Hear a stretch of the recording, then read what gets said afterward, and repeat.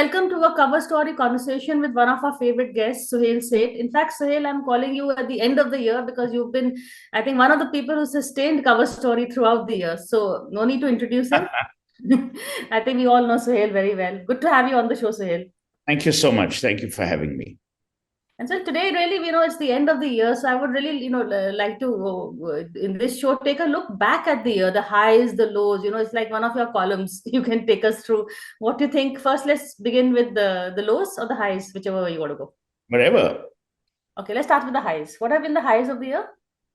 I think if I were to break them up into three or four verticals, that would be the best. Number one, I think India's muscular positioning in the world from a diplomatic perspective was further strengthened. The state visit of Narendra Modi to America, the G20 presidency. I mean, G20 is basically nothing, but even G20 was made out to be a big thing, as it should have been. And I was very, very impressed by the breakaway sessions part of G20. And there I must say, Amitabh Kant and his team did a fabulous job. I saw N. Chandrasekhar and the Tata Sons chairman chairing the B20. That B20 summit itself, as a standalone to my mind, Priya, was better than what you see at the World Economic Forum in Davos. So India's position as a power to be reckoned with was further cemented, was further strengthened. The second is obviously the economy has done remarkably well. We have seen the highest level of FDI into India ever. We're seeing more and more brands investing in India. We're seeing more and more consumerism in India. And we will come to the lows when we come to the lows. The third, to my mind, is this whole universe of the integration between the diaspora and resident Indians, us citizens of this country. And I think that engagement has also been very soul satisfying. The fourth is much to what people might say, and people might, Parliament, people were suspended 10 days ago, blah, blah, blah. My thing is, democracy is still throbbing and still alive.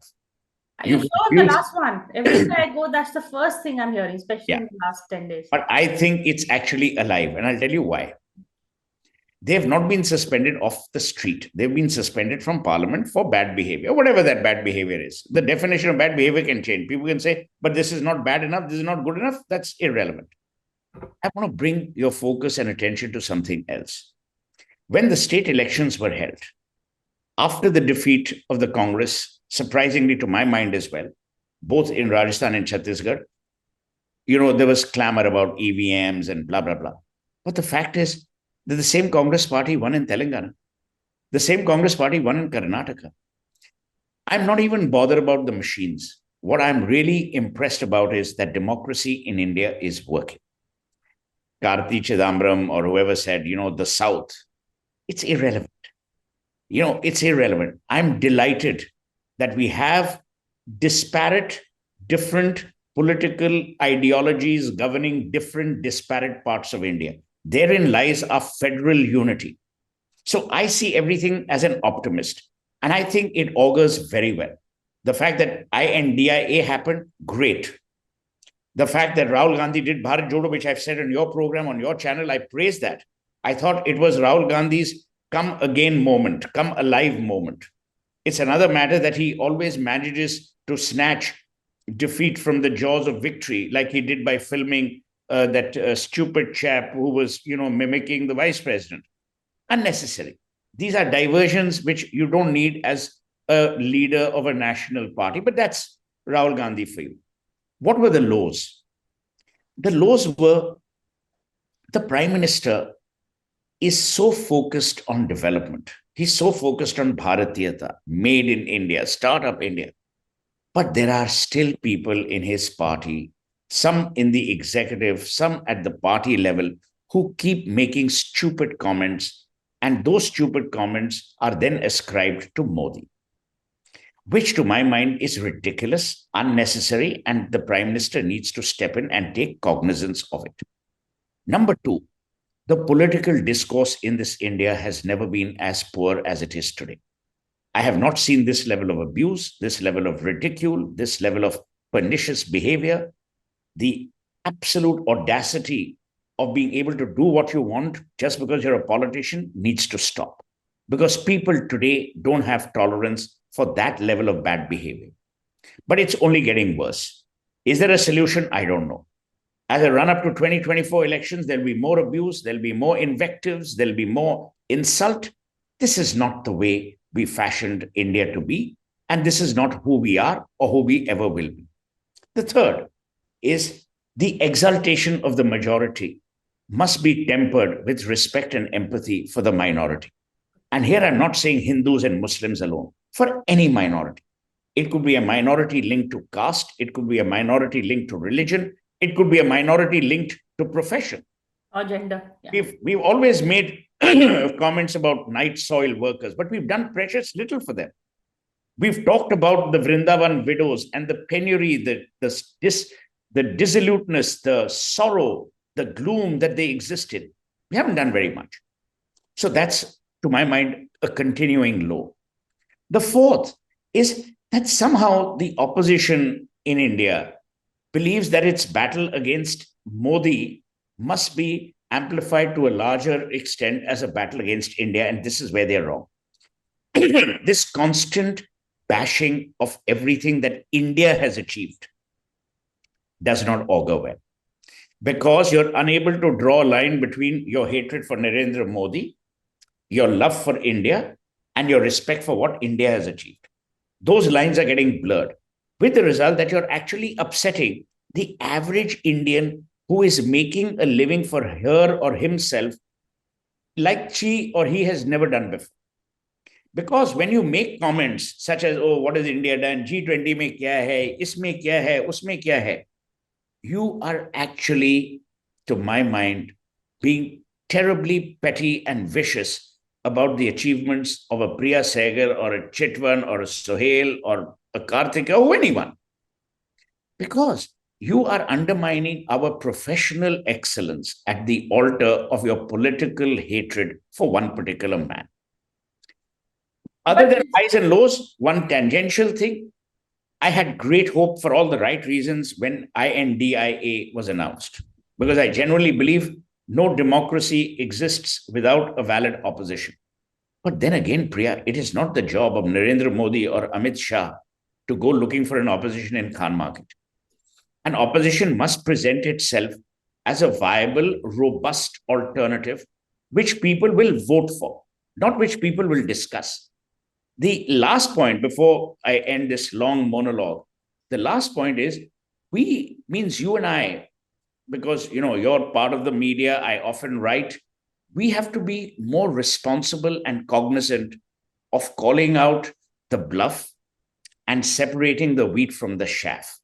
This constant veneration of one person or one party is also what is causing a problem. And I think there we need to be more mature. You can criticize, but while you do that, critique. Don't just criticize. The last thing is, as a country, we are far too used to identifying problems. Are Priya, isme ye theek nahi hai, usme ye theek nahi hai. But we are very poor at offering solutions. So my New Year resolution would be for our country, which I love dearly, is can we become an India of problem solvers, or will we remain an India of problem highlighters? Very well said. And I think the last bit applies for the opposition also. It's not just to say what's wrong with Modi, but what are you going to do about it? In fact, death of the opposition is something I'm glad you flagged out. But I want to differ with you on one point is when the opposition attacks India's achievements, you're saying they attack Prime Minister Modi. But he also, identifies each achievement. He takes credit for each achievement. He took the fun out of G20 by putting all his posters. It became all about him and not about the country. So when the opposition then targets him, it is the achievement and he get blurred into one.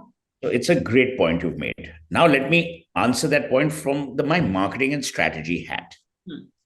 Narendra Modi, whether you like it or not, is a brand unto himself.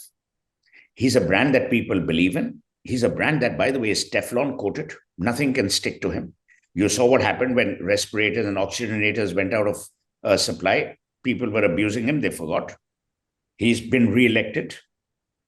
Elected once, re-elected again. He's served as Monetization. so he's Teflon coated. If he has become a brand, the only way to counter that is either you have an individual brand up against him or you have an ideological brand up against him. So either make it democracy versus Modi or Rahul Gandhi versus Modi. You're unable to do neither. So why will Modi not continue to amplify his achievements? A, B, whether you like it or not, Priya, you're a seasoned journalist. Actually, Modi is the swing vote catcher in states which people have given up hope on the BJP.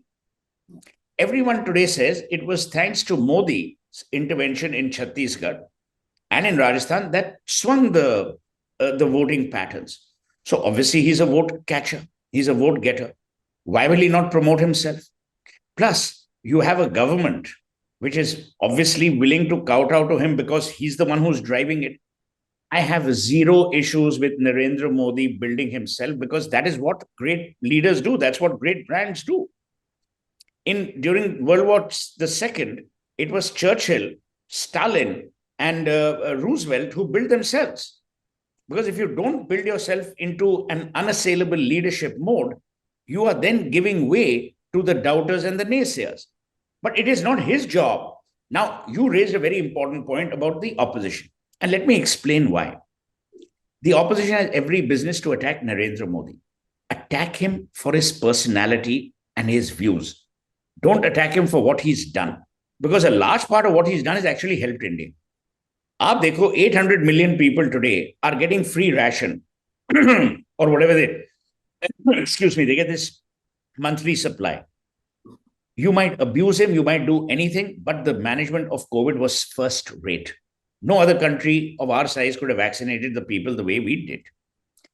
If you look at triple talaq, if you look at CAA, NRC, abrogation of 370, now you may say, "Hey, he's authoritarian." In which way? You still have recourse to the Supreme Court of India. Supreme Court of India has stated. Now you might say, "Oh, the courts be bickering." But by that logic, just because Modi wins, you can't call him a loser. The problem, Priya, is whenever Modi wins, they don't even congratulate him. They only highlight the potential loss. It's like that zero loss game which CAG did. So, to my mind, the opposition would be well served to highlight the flaws either of the implementation or of the policy per se. But to say Narendra Modi kharab hai, usse kuch nahi hoga. Because what the common man is saying is, यार ये 18 घंटे आदमी काम करता है, इसका कोई परिवार नहीं, कोई बच्चे नहीं, किसी के घर में इसको पैसे देने हैं नहीं, and you're abusing. Then started this abuse of industrialists, Ambani, Adani, this, that, 100 things. But these are the people who are giving you employment. These are the people who are supporting brand India internationally and nationally. So I think the opposition is miscalculating the mechanism of attacking Narendra Modi. You will never win because what Modi is constantly doing is, in a very clever way, he's dwarfing himself to make himself into an unassailable giant. So in an ironic way, he's the David, while everyone else thinks he's the Goliath. He's a damn good Goliath, but he's pretending to be a great David. You know, चाय वाला, मेरी क्या background है, हमारे पास तो कुछ भी नहीं, आप तो पुश्तों से आपका राज चल रहा है.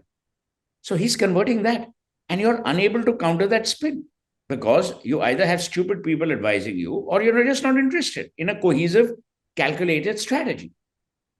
Now, even when Bharat Jodo Yatra happened, you remember how Akhilesh Yadav got into a sulk because he wasn't invited.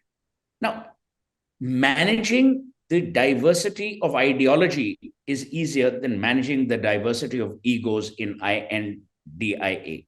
That's the worry. Fair enough, and I agree. Okay, he's building his own brand, but is this, at the end of the day, do you see 24 a walkover? What can the opposition do? Nothing. They debated the idea of a face. I'm telling you today, nothing to are at the end of 2023. The next Prime Minister of India is Narendra Damodar Das Modi. It will happen. Now, what is worthy of debate is by how much? My feeling is he will get 310 seats. And I'll tell you why. 110, I'm not a cephalogist. You have such great people on your show from Deshmukh, all these. Let me tell you why I think so. People do not want psychologically to be in a situation where they believe their vote is wasted. So that's number one. Number two, we have seen people vote differently for state assemblies qua Lok Sabha. Bengal being a shining example. In Bengal, I think the BJP has 18 or 19 members of parliament. Around that much. 19, I think. 19. But look at Bengal state. Mamta won with a definitive victory. So I still think that it is not about whether the south is taken and the citadel has been stormed. I still believe he will win. Now, the only worry is, suppose he doesn't get 272. Then what happens? He is not the kind who will kowtow to an alliance like Vajpayee ji was. You know, Vajpayee had to suffer the three women at that time, whether it was Jayalalitha, Mamta, or Mayawati. It was a sufferance that he used to often joke about. I don't think Modi's makeup, both mental and ideological, is one where he will suffer alliance members either bullying him or he wanting to kowtow to them. But having said that, I don't see any changes. I'm very, very clear, Priya, that Modi is your next prime minister. No arguments there. I think then the battle will probably shift to the states. You know, that is maybe where the opposition can imagine a plan. What can you do? But what can you do? Aap states mein bhi kar lo. Ultimately, the Prime Minister of India sets the agenda for the Union of India. The states have their subjects, you know, whatever the state subject. But the agenda for the Union of India will be set by Modi, whether you like it or not.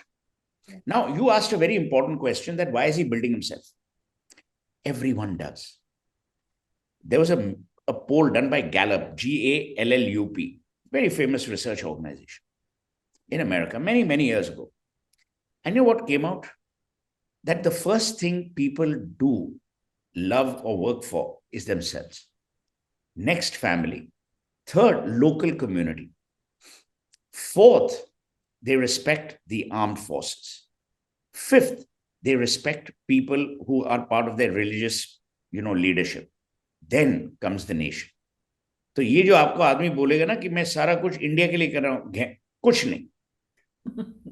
Originally, it is for themselves, as it should be. Human beings by nature are selfish and self-serving. So when a guy asks himself, now, you raised a point, and this is where I think the government's only weakness, as a government, it is unable to communicate all the good it has done. You cannot I thought the other way around, they're communicating a bit too much. No, it is communicating on broad. It is actually so bad that it is data-driven communication, not impact-driven communication. I'm not interested whether 11% of women are going back to school. What I'm interested in is you telling me, earlier, 3,000 women used to go to school. Today, it's 75,000. I need numbers. Number two, जब आप मेरे को बोलते हो कि मैंने आपके घर में गैस लगवाई है और चूल्हा I've displaced and replaced with gas, I need to know how many young children and their mothers would die of asphyxiation or gas or chula related fires. वो तो आपने बोला नहीं. You see, the toilet initiative, the Swachh Bharat initiative. Actually, Priya, and I travel a lot because of my marketing work, you go outside the kilometrage of urban centers and talk to people in rural India. There are, like all strong brands, he's got great polarity. There are people who love him. There are people who detest him, which is true. Of all great brands, there is enormous polarization, which is why great brands attract the level of stickiness they do or the level of, revulsion that they do. So you can hate him, you can like him, but you can't ignore him. The problem with the opposition is they are moving slowly from relevance to irrelevance. Hold that thought. I'm going to take a break and come back and get Suhail on the opposition. So stay with us. Don't go away. A quick break.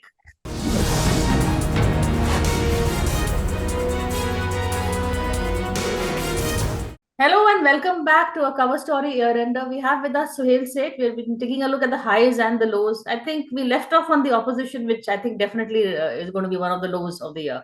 But Suhail, I interrupted your thought. I'm saying if I like Priya Sahgal or don't like her, it's fine. But if I ignore Priya Sahgal, that is something that Priya Sahgal can't handle. No human being can. To be subjected and parked in the corner of irrelevance is the worst thing that can happen to human beings. That means you don't exist. That means I'm indifferent.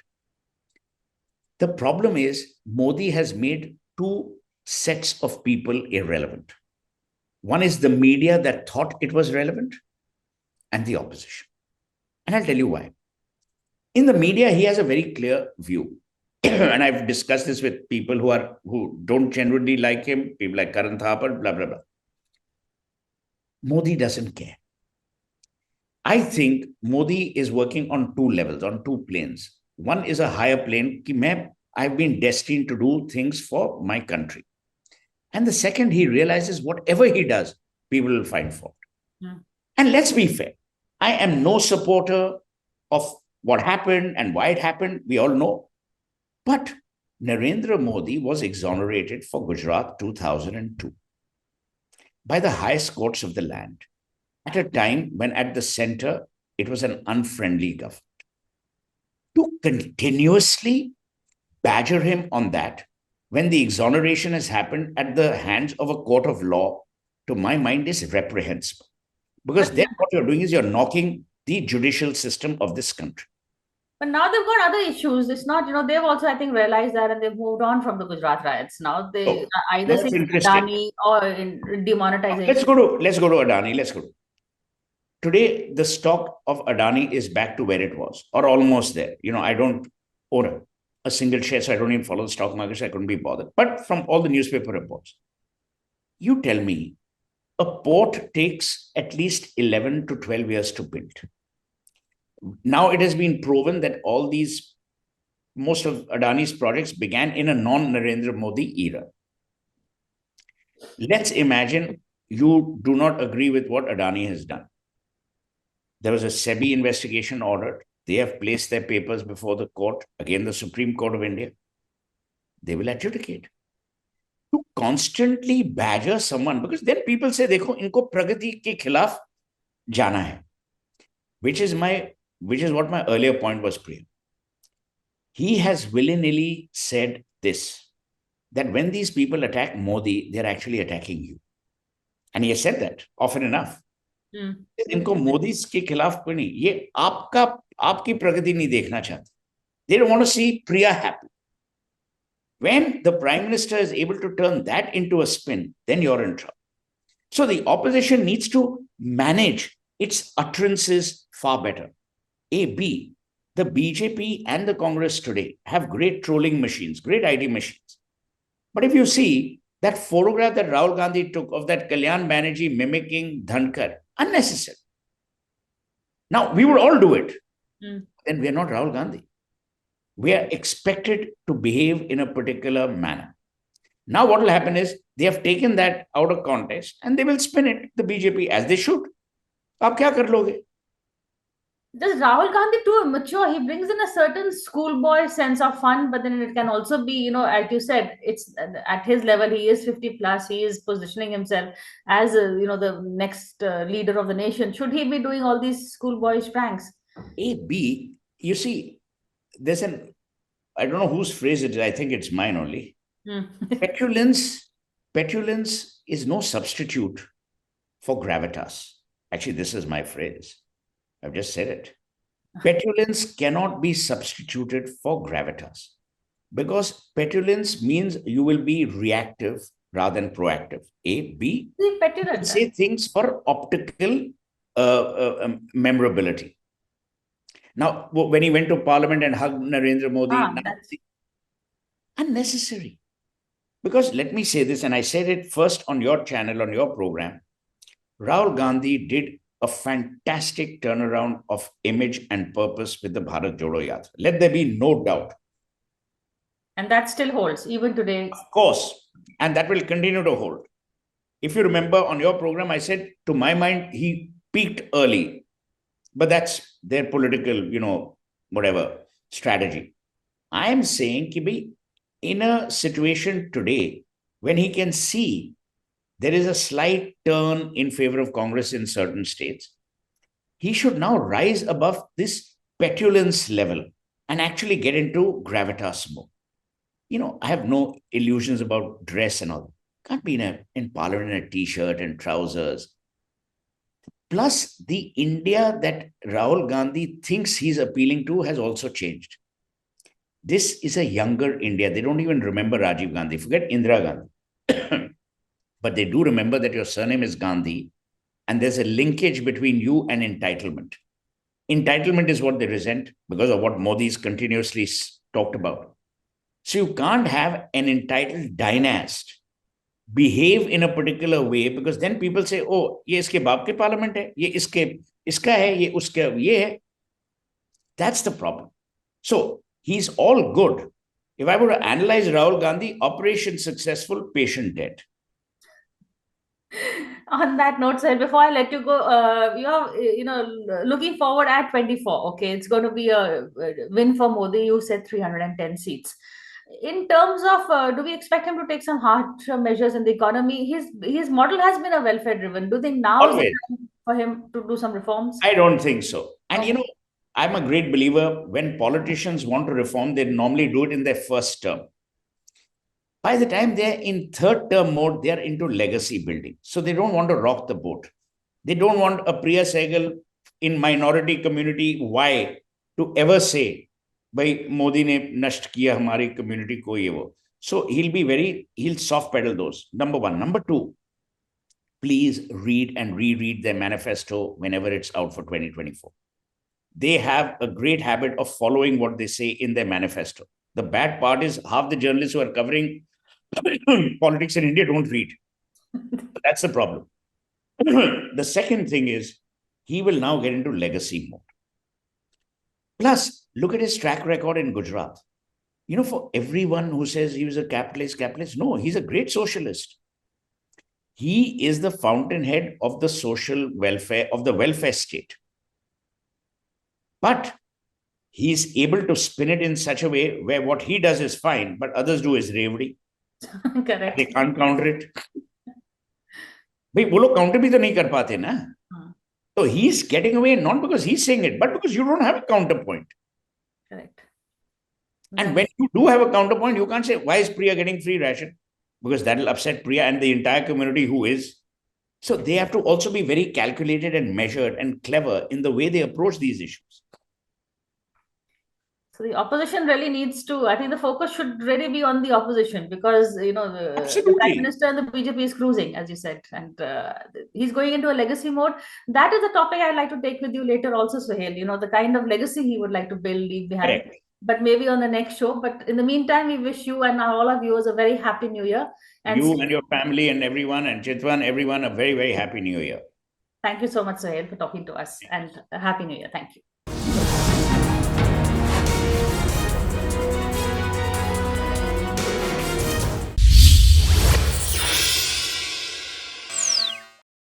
For more such videos, subscribe to the NewsX YouTube channel, hit the bell icon.